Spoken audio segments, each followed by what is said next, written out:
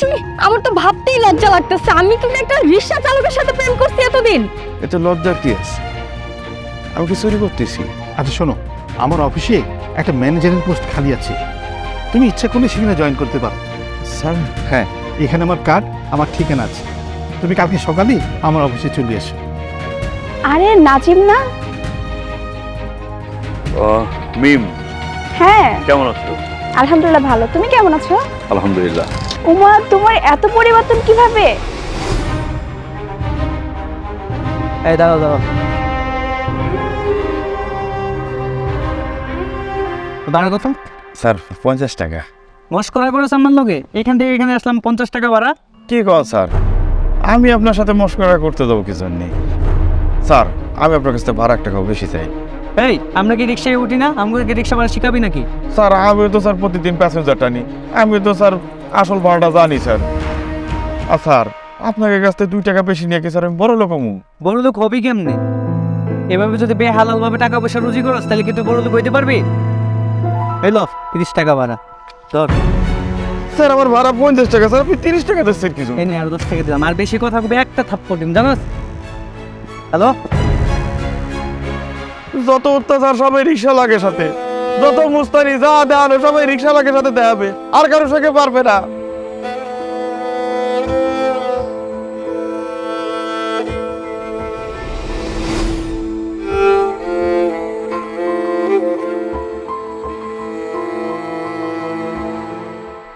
কি রে, একটাও তো রিকশা পাচ্ছি না, কিভাবে যাই বলতো? এমনিতেই আমার খুব তাড়া। দোস্ত, ওরে নাজিম না?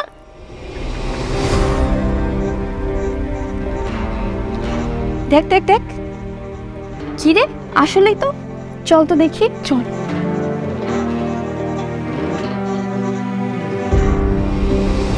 নাজিম তুমি তুই রিকশা চালাস? সেটা তুই আমাকে আগে কখনো বলিসনি। তুমি তো আগে কখনো আমরা জিজ্ঞেস করনি যে আমি পড়াশোনার পাশাপাশি অন্য কিছু করি কিনা। জিজ্ঞেস করলে আমি বলতাম যে হ্যাঁ আমি রিক্সা চালাই। আর আমি তো রিক্সা চালাই আমার সংসারটা চালানোর জন্য। সংসারের দায়িত্ব সম্পূর্ণটা আমার উপরে। শুধু পড়াশোনা করলে হয় না, আমার সংসার চালাইতে হয়। ছি, আমার তো ভাবতেই লজ্জা লাগতেছে আমি তুমি একটা রিকশা চালকের সাথে প্রেম করছি এতদিন। এতে লজ্জার কি আছে? আমি কি চুরি করতেছি? চুরি তো করতেছি না, মানুষের কোনো ক্ষতিও করতেছি না। নিজে পরিশ্রম করে নিজের সংসার চালাচ্ছি, পড়াশোনা করতেছি, এই তো। ছোট লোক, রিকশা চালাস আবার আমার মুখের উপরে কথা। তোর এই ফেসটা নিয়ে কোনোদিন আমার সামনে আসবি না, আর আজকের পর থেকে তোর সাথে আমার ব্রেকআপ। দোস্ত, নাজিম ভাই রিকশা চালায় বলে তুই তার সাথে খারাপ ব্যবহার করতে পারিস না। তাছাড়া ভাইয়া তো তোকে অনেক ভালোবাসে। তুই ওর সাপোর্টে কথা বলছিস? তুই কি আমার বান্ধবী নাকি ওর? আর একটা কথা বলবি না, চল এখান থেকে। মায়া মায়া মায়া, আমি তোমাকে। দোস্ত, তুই কি কাজটা ভালো করলি? কি আমি খারাপ করেছি? কি খারাপ করেছি বলতো? আমি কিন্তু একটা রিকশা চালকের সাথে প্রেম করব? আমার তো নিজের প্রতি নিজের ঘৃণা লাগতেছে। আর একটা কথা বলবি না, ওর বিষয় তো একদমই না, চল এখান থেকে।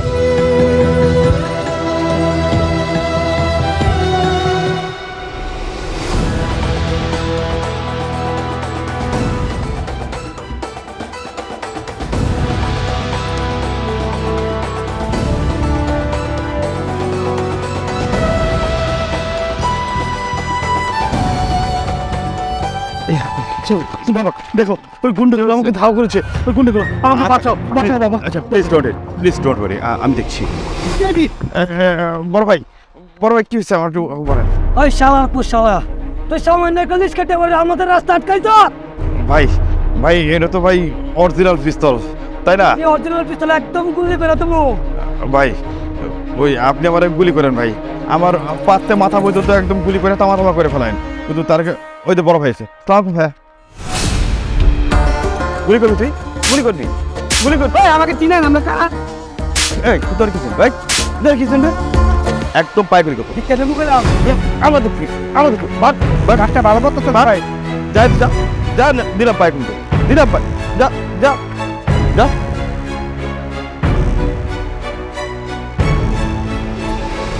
অসংখ্য ধন্যবাদ বাবা। বাবা, তুমি আমাকে জানে বাঁচিয়েছো। আমার কাছে অনেকগুলো টাকা ছিল, এই গুন্ডাগুলো তুমি না থাকলে তো আমার কাছে সব টাকা নিয়ে নিত। যাক, তুমি আমার অনেক উপকার করেছো। ঠিক আছে স্যার, আসলে আপনি তো মনে হয় আমাদের এলাকায় নতুন। হ্যাঁ, তবে একটা জিনিস খেয়াল করেছি আমি, তুমি তো ইংরেজিতে কথা বলছিলে, তার মানে তুমি একটা শিক্ষিত লোক, ঠিক না? জি স্যার। তো তুমি এত শিক্ষিত হয়ে রিক্সা কেন চালাচ্ছ? স্যার, চাকরির কথা বলছেন তো, কে দেবে চাকরি? চাকরি পেতে গেলে হয় মামা খাবার জোর লাগে অথবা টাকা লাগে। আমার টাকাও নেই, মামা খালুও নেই, তাই চাকরিও নেই। আচ্ছা শোনো, আমার অফিসে একটা ম্যানেজারের পোস্ট খালি আছে, তুমি ইচ্ছা করলে সেখানে জয়েন করতে পারো। স্যার, হ্যাঁ, এখানে আমার কার্ড, আমার ঠিকানা আছে। তুমি কালকে সকালেই আমার অফিসে চলে এসো। স্যার, আপনার অফিসে ম্যানেজারের পোস্টে চাকরির কথা বলছেন sir? Thank you sir, thank you so much. Thank you দেওয়ার দরকার নেই, তুমি আমার অনেক উপকার করেছো। আর কালকে সকাল সকাল আমার অফিসে চলে এসো, কেমন? জি স্যার। আসি। জি স্যার। স্টার্ট।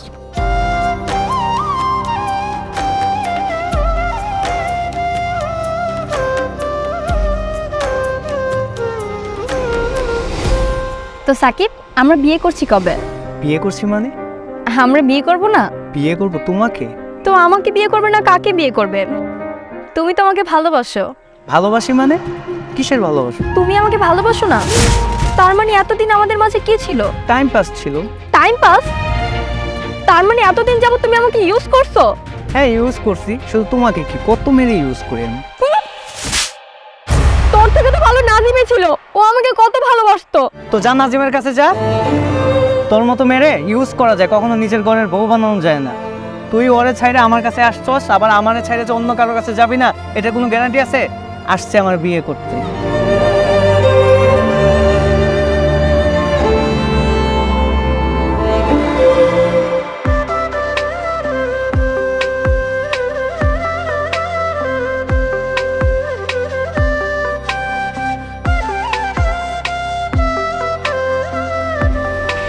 আরে নাজিম না? মিম, হ্যাঁ, কেমন আছো? আলহামদুলিল্লাহ ভালো। তুমি কেমন আছো? আলহামদুলিল্লাহ। উমা, তোমার এত পরিবর্তন কিভাবে? হ্যাঁ, পরিবর্তন। দেখো, সময় আর নদীর স্রোত এই কোনোটাই থেমে থাকে না, তাই আমিও থেমেছিলাম না। কীভাবে যেন এক জায়গা থেকে পরিবর্তন হতে হতে হতে হতে আরেক জায়গায় চলে। আসলে আমার বান্ধবী তোমার সাথে ওই দিন অনেক খারাপ ব্যবহার করেছে, আমার অনেক খারাপ লেগেছিল। হ্যাঁ, সেটা আমি তোমার চোখ দেখেই বুঝেছিলাম। তুমি তখন প্রতিবাদ করতে যাচ্ছিলে, ওকে থামাতে যাচ্ছিলে, আর ও অহংকারের মুখে পড়ে জ্বলছিল। যাই হোক, তা তোমার সেই অহংকারী বান্ধবীর এখন কি অবস্থা বলতো? বান্ধবী তো তোমার সাথে ব্রেকআপ করার পরে অন্য একটা ছেলের সাথে সম্পর্ক জড়েছে। ইদানিং শুনছি তাদের ব্রেকআপ হয়ে গেছে। বড়লোক বাবার একমাত্র ছেলে, অনেক মেয়েদের সাথে ফ্লার্ট করে, ওর সাথেও করেছে। বান্ধবী এখন আর ভালো নেই।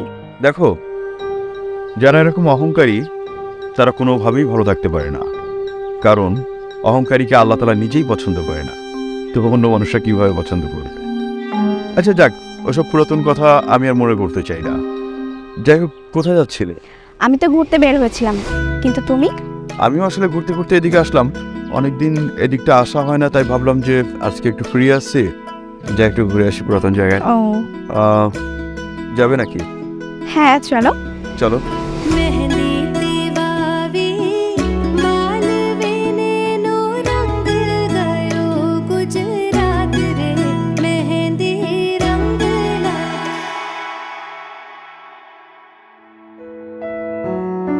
স্যার, আসতে পারি?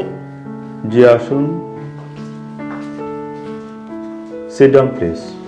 জি sir, thank you. Welcome. Nazim, yes.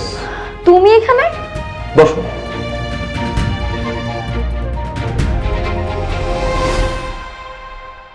কি অবাক হচ্ছ? আমিও অবাক হচ্ছি যে তুমি আমার অফিসে এসেছো জবের জন্য। তোমার অফিস মানে? তুমি তো রাস্তার রিক্সা চালক ছিলে। হ্যাঁ, রিক্সা চালাতাম, কিন্তু তুমি ভুলে যাচ্ছ আমি কিন্তু যে সময়টা রিক্সা চালাতাম সেই সময় ভার্সিটির টপার ছিলাম। আর একজন টপার যখন ভার্সিটি শেষ করে তখন একটা ভালো জব পাবে, এটাই স্বাভাবিক। তারপর আস্তে আস্তে ঊর্ধ্বমুখী হবে, এটাই স্বাভাবিক। আমার মধ্যে তোমার মতো অহংকার ছিল না, আমার ভিতরে একটা স্পিরিট ছিল, যার সব কিছু ছিল পজিটিভ, কোনো নেগেটিভ না। দ্যাটস ওয়াই আমি ঊর্ধ্বগতিতে এগিয়েছি। আর তোমার ভিতরে লেখাপড়া তেমন কোনো বালাই ছিল না, বাবার অনেক টাকার অহংকার ছিল, যা কিছু ছিল সবই নেগেটিভ। দ্যাটস ওয়াই তুমি নিম্ন গতিতে গিয়েছো। আমার পরিবর্তনে আমি এই জায়গায়, আর তোমার পরিবর্তনে তুমি এই জায়গায়।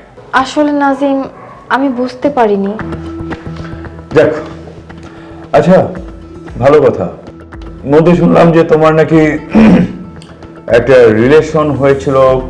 ও সাকিব, ইয়েস, শুনেছি সে নাকি ওই যে ফুলের মালা যেভাবে গাঁথে সেভাবে মেয়েদের সাথেও, মানে মেয়েদেরও মালা গাঁথতো একটার পর একটা প্রেম করে, আর সেই মালার ভিতরে তুমি নাকি ছিলে।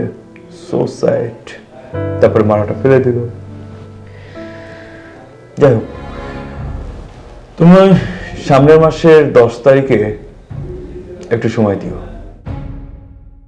আমি বিয়ে করছি। পাত্রীটা হচ্ছে তোমার ক্লোজ ফ্রেন্ড মিম।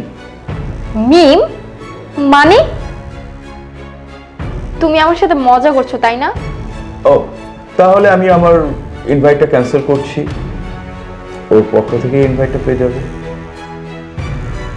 আর ভালো কথা, তোমার ফাইলটা থাকুক, দেখি, যদি দেখে মনে হয় যে তুমি আমার অফিসে চাকরি করার যোগ্যতা তোমার আছে, তাহলে আমি তোমাকে নিব, আইদার আমি রিজেক্ট করতে বাধ্য হব, কারণ আমি আমার বিজনেসের সাথে কোনো রকম কম্প্রোমাইজ করি না।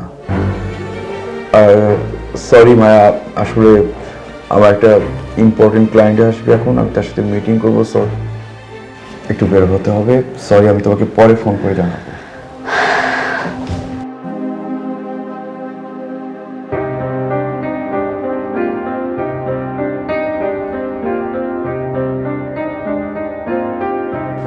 মায়া, সেই মায়া। লিটন, এই ফাইলটা ফেলে দাও।